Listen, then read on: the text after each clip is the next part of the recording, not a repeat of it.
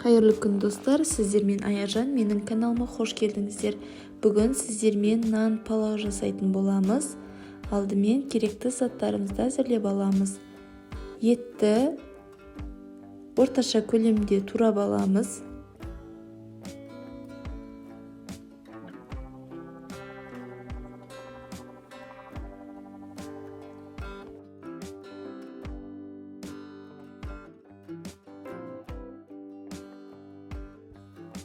Және ыдысқа салып қойып, пиязымызды майдалап турайтын боламыз. Барлық заттардың мөлшерін описание бөлімінен көре аласыздар. Кейіннен таза ашылған, жуылған картопымызды тураймыз.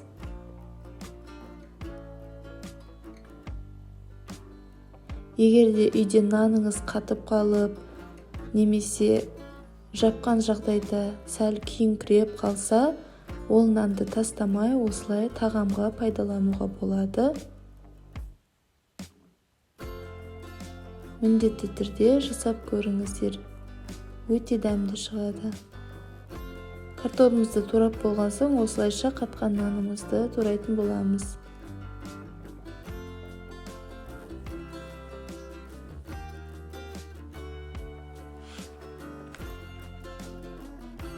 Қазанға аз ғана сұйық май құйып, қыздырып аламыз.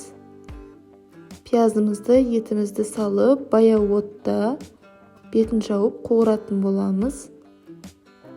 Пияз бен етімізді баяу отта бетін жауып қойсақ, етіміз жақсы пісетін болады. 15-20 минут қойып қоятын боламыз. Кейіннен томат пастасын, дәміне қарай тұз саламыз.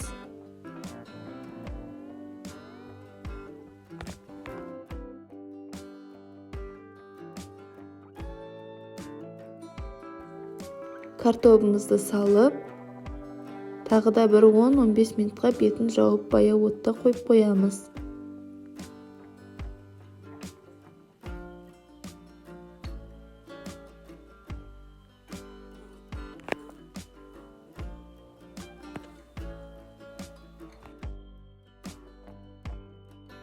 Картопымызды жақсылап араластырып, кейіннен жаңағы тураған нанымызды салатын боламыз.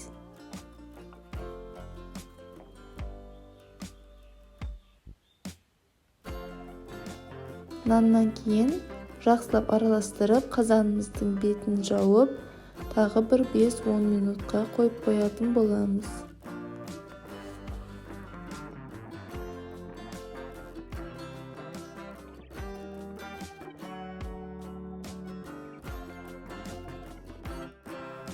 Біз 10 минуттан соң қазанымызды ашып, тағы араластырамыз. Кейіннен жылы су құйып, қазанымыздың астын газымызды жай қойып қоямыз. Жылы су қойып қойғаннан соң 35-40 минуттан кейін тамағымыз дайын болады. Мінекей тамағымыз дайын болды. Кейіннен жақсылап араластырып,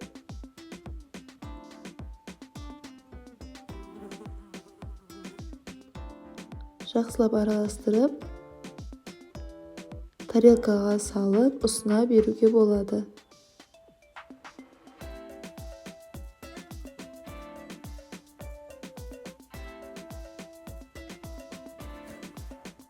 Рецепт ұнаса, каналға тіркеліп, лайк болса кетіңіздер.